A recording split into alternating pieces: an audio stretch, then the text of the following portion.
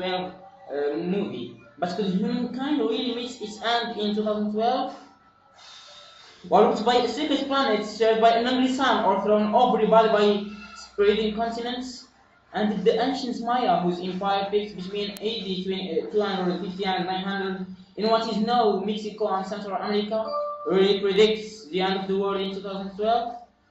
At least one aspect of the 2012 end of the world hype is for some people all too real the fear. NASA's Ask Astrobiologist websites, for example, has received thousands of questions regarding the 2012 doomsday predictions. Some of them disturbing, according to David Morrison, senior scientist with NASA Astrobiology Institute.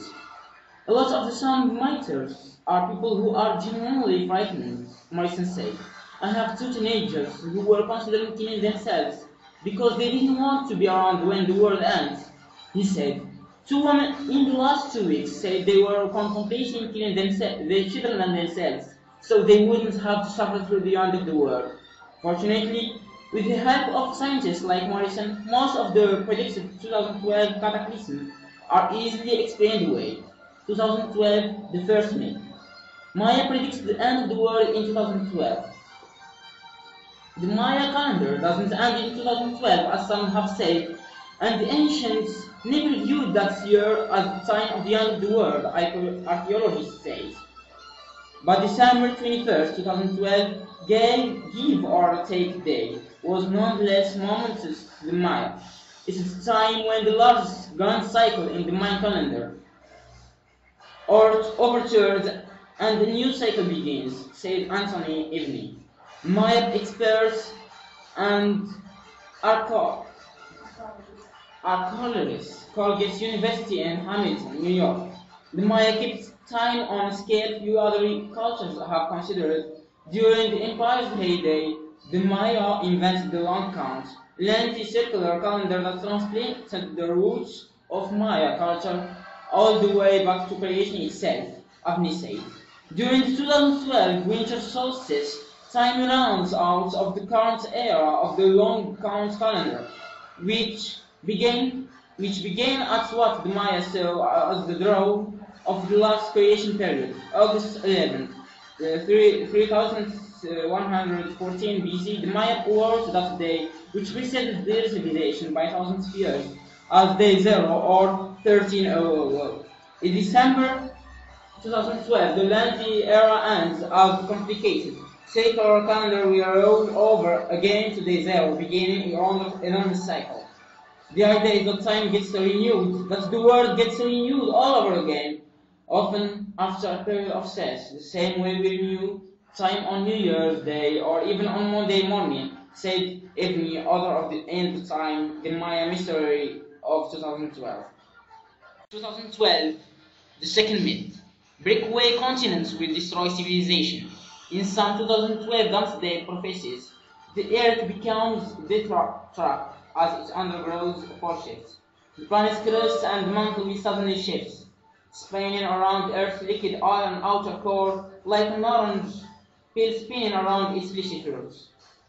2012, the movie envisions a Maya prediction pole shifts, triggered by an extreme gravitational pull on the planet and by massive solar radiation, destabilizing the inner Earth by heating it.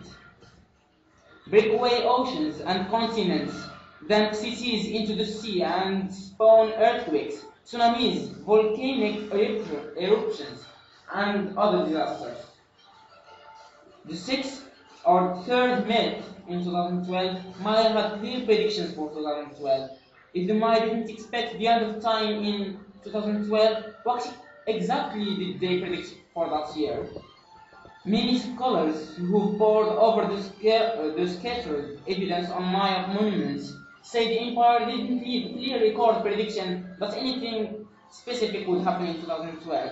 The Maya did pass down the graphic end of the world scenario, described on the final page of circa 1100 text known as the Dresden Codex.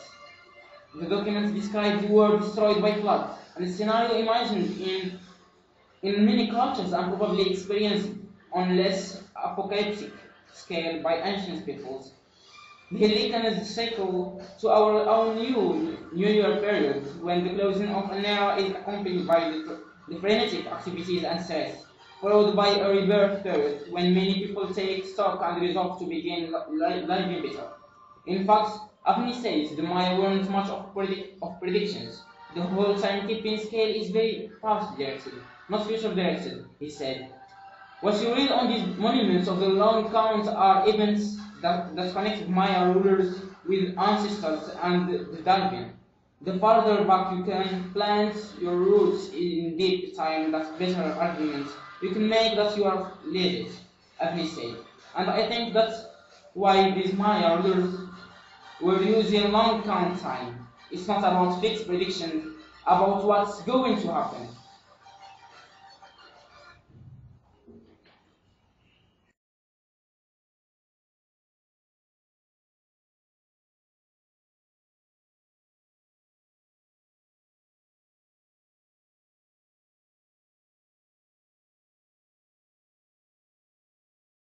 Usman, please, to sum up, I'm no professional in the matter. I'm no professional in the Maya civilization. Should we or shouldn't we believe in the 2012 myth? Yes or no? I don't think so, because it's just like predictions, and we don't have to believe in predictions. It might exist, it might not. Many things have happened before, like the disaster of 1994, when they have said that something will break the earth and divide it in two parts, but nothing has happened. So I think that this isn't a real justification to say that it should happen and you should believe in it. Many people believe in it, but have they some justification and some reasons to justify their opinions? Yes. So we can't know. We shouldn't trust, right? Yes, we're sure of nothing. Yes, I think we shouldn't trust in these predictions. If we have some other reasons, and if we have some scientists' reasons, we can believe in it. Okay. So Zina, what do you think about this whole Armageddon stuff? Personally, I don't believe in it at all. Only God can predict the future, and none of us can. So it's no for you. No. Another no. And what do you think? I personally believe in the 2012 myth. I've actually done some researches about it.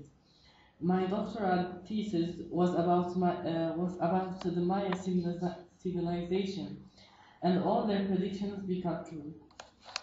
Well, I think that there are some scientists that believe in it, and they have some scientist reasons, like they have done some researches, yes, about planets, and they have said that one of the stars or one of the planets will be in disequilibration and will completely explode. Yes. Well, for me, I don't believe in that. If I may give my opinion, because they, as you said, there was the 1994 whole story, and there was the 20 story about all computers breaking down. Again, there was the potential end of the world in 24. So how can we trust people that have in a way betrayed us before? That's not something we can. But to be more deep in this subject, what would be the reasons and the goals and the main goal behind doing or publishing such news? Maybe it's a wake-up call for us to care about our environment and actually start looking up and caring about our mother nature. And that is the main way. Yes. Yes, what a tense and debate and what a hard subject.